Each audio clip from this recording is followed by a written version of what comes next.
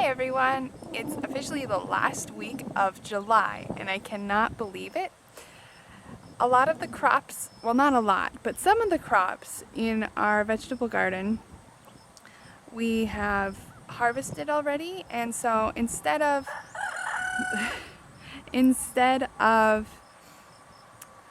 leaving the soil bare or putting it to bed, I'm gonna be planting some fall crops.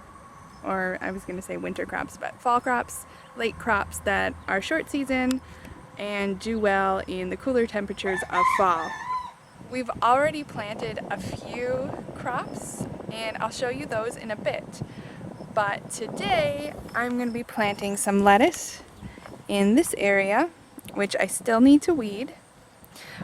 If you remember, we had garlic here. And so I'm going to put some light feeding crop, which is lettuce, and I've chosen to do the Bibb again because I really like that. And then I have some old seed that's just a salad mix, so I'm gonna try that, see if it'll come up. And then I think I will also be planting some early white Vienna kohlrabi. Right, so weeding and cultivation is done. All I did was stuck a pitchfork in the ground just to loosen it, and then took a cultivator. I'll show you what it is, but I took a cultivator and broke up the soil a little bit. So one of these guys, because our soil is really dry and they were big clods, so I didn't want such big clods. And then I just took some of our compost and put a layer over top. My plan is just to plant these in blocks, so I have Bibb here, and it'll be a big block there, kohlrabi in the middle, and then the Italian lettuce mix there.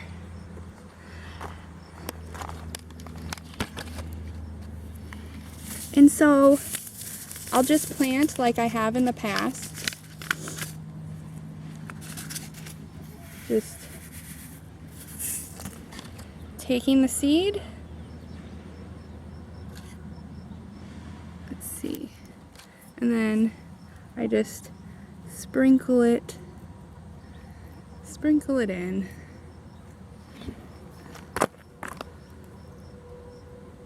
And I can thin out what I want when it comes up. So that's what I did for the Bibb lettuce. Now the kohlrabi is a little different. I haven't shown you how we plant them in the ground. They're larger seeds, little pellets, and we haven't direct sown any so far this year. We've been planting transplants. And so I think I'm going to plant from this stake to that stick there. I'll put one going up. Oops, I broke the stick. Have one going up and down so I know where to stop. Alright, so if you look at the directions, it says to thin to 4 to 8 inches. So I'm just going to plant them roughly 4 inches apart. So I'm just going to make little holes first with my finger, and I'll do the whole grid before I actually plant. Make sure I'm lining up my holes. And there. And I think I can fit in one more row.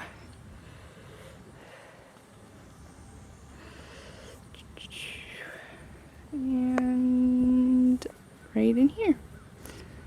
Yeah. And what I'll do is in each hole I'll put a couple seeds, just in case one doesn't germinate.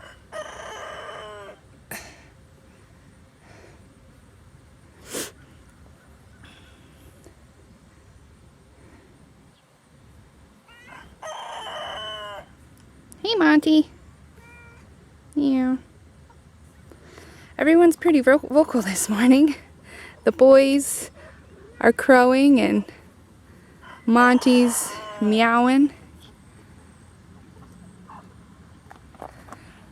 We're about, I believe 3 weeks until the girls should start laying eggs. So that's pretty exciting. And hopefully I'll be able to share that all with you when it happens. Get to see who lays them first. We should be able to know the breed because of the color of the eggs. The cuckoo marins will be the dark brown. The Andalusians will be kind of a light white. And then the Easter eggers will be colored either blue or olive green. We're not really sure what the girls will be laying. Alright, so I got the kohlrabi planted, and I'm just gonna quickly just rub my fingers over so that the holes cover up. And then lastly, we'll put in this mix of lettuce. And if they don't come up, it's okay. I'm not gonna cry about it. I'll just find another variety and pop it in. So, like the others, I'm just gonna sprinkle them in.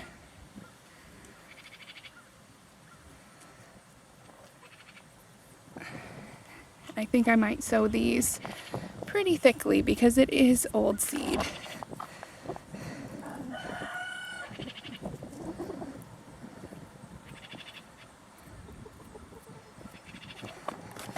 And then just kind of rake it over with your hand so that those seeds settle and they don't wash away when you water them. I need to do that with the Bibb. Just kind of rake them in. There. One area planted for fall. And like I said, I'm going to show you what else we planted for fall. So come along with me and I'll show you. This is where all the broccoli and cabbage was, and we had a bad infestation of cabbage white moth caterpillars, so we just pulled them up and fed them to the chickens, which is fine. We'll try again in the fall. And there's another. Gonna get after my kale apparently. We'll have to protect those. But anyway, here I planted Kentucky Wonder bush beans. You're probably thinking, oh, you probably have enough beans as it is, but we like beans, and it'll be really nice to have them canned for winter, and we don't have to buy any at all. So we got those going about 2 weeks ago, as well as this second sowing of corn. I think it's called Early Glow. All these varieties I'll put in the bar below so you know what varieties we're growing for fall. And like I said, this is an early variety, so that's why we planted it. Again, 2 weeks ago, I believe, and so we should have a second crop of corn. Our first one is doing really well, and I think we're about a week away from harvesting some ears.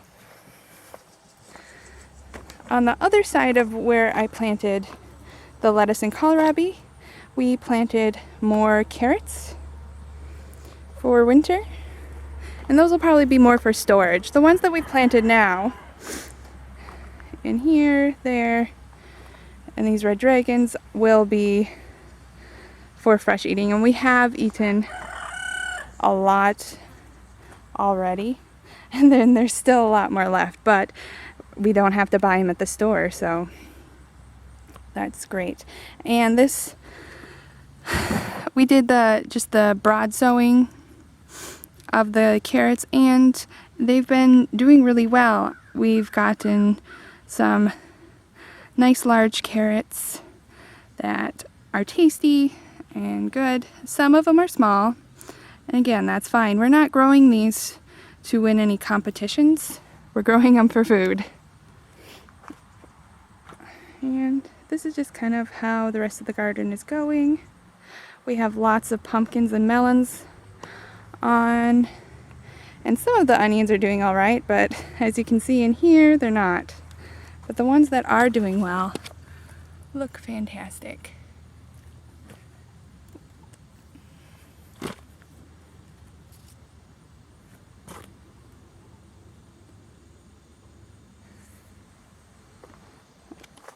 And I suppose you're interested, so I will show you some pumpkins and melons. Here is a little watermelon that's set on. They're kind of hard to find because they're green and it blends in with the foliage. And the watermelon are just starting to come on. Here are some of these pineapple melons. And we did get a bout of anthracnose, which is a fungal disease. So that was a little sad, but it's been really wet.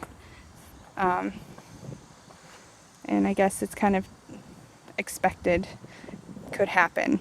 In the future, what we're doing now to prevent it from spreading too much more, we are spraying the leaves with a baking soda and water spray, and maybe I'll do another video about that another time so you can see how we treat fungal diseases on our plants. So in here we have a couple pumpkins. These are sugar pumpkins, and this one was the first one set on. We hand pollinated, and it's already starting to turn a little yellowy orange. And we have a lot of sugar pumpkins on, so I'm very happy about that. And then over here, this is the sweet dumpling squash that I hand pollinated that you saw on video. And it's doing really well. The vine is doing okay too. And yeah. So that's this garden. I'll show you what we have sowed for fall in the south garden. Most of it has stayed about the same. The kale's still here, but I think we might end up pulling it soon and planting a new crop there. In this dark area where we put some compost to plant, we planted cabbages. And then I put some zucchini plants in. We had originally planted these in this little pot over here as an indicator for squash vine borer. We planted them late, and so while everything was still covered, and we were going to use it as an indicator if the squash vine borer was still laying, and they weren't. Well, the pot got a little crowded, so I planted them out here because there was a ton of open space. For our fall sowing, here we put in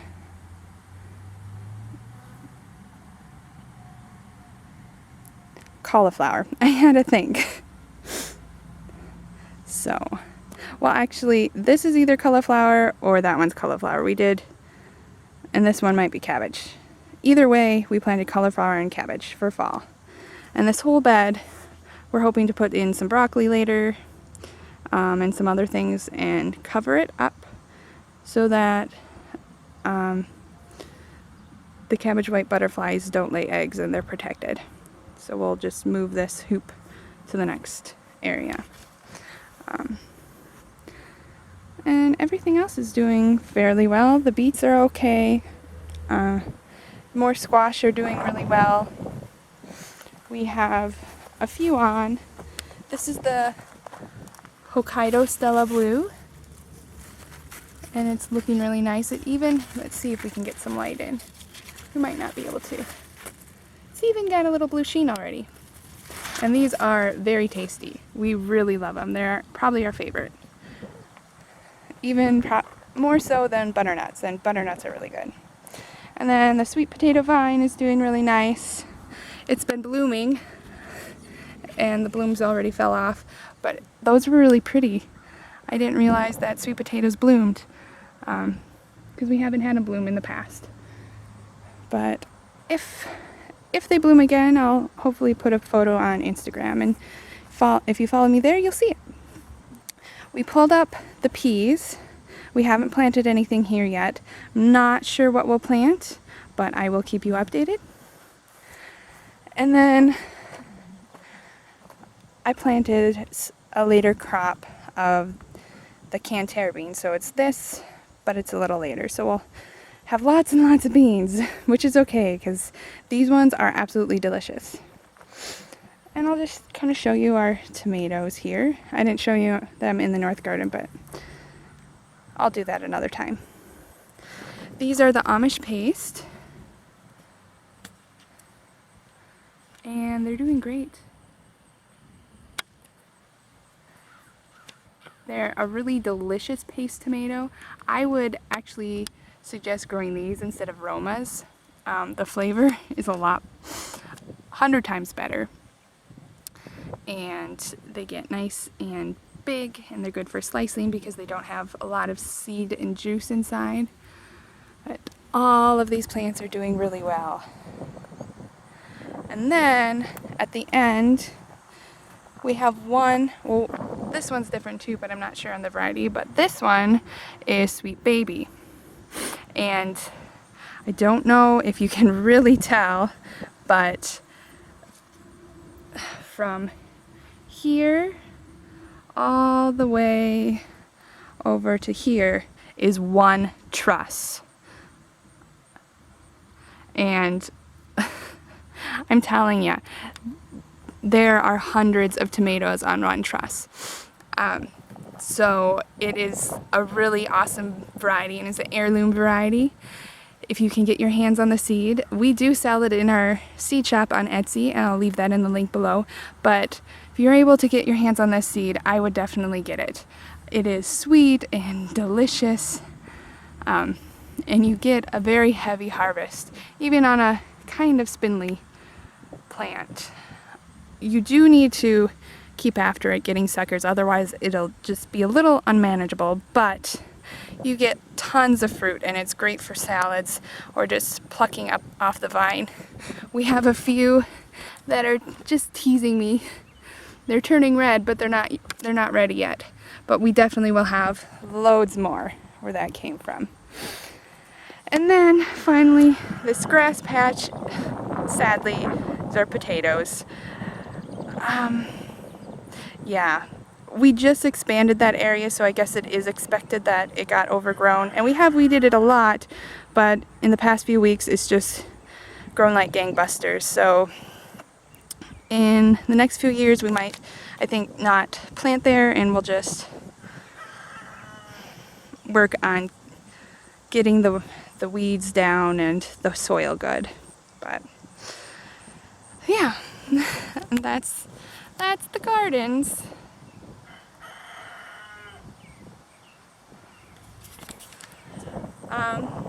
Yeah, so that's a little bit about our fall planting. I'll for sure be letting you know what else we'll be planting and how things are going. Yeah, fall planting is a great way to get those cool season crops. And honestly, I think they grow a little bit better because they have the warm weather to spur them on, and then when it turns cool, they're pretty mature and they'll grow well like that. So if you like this video, give it a thumbs up, and remember to subscribe. I'll see you next time. Bye.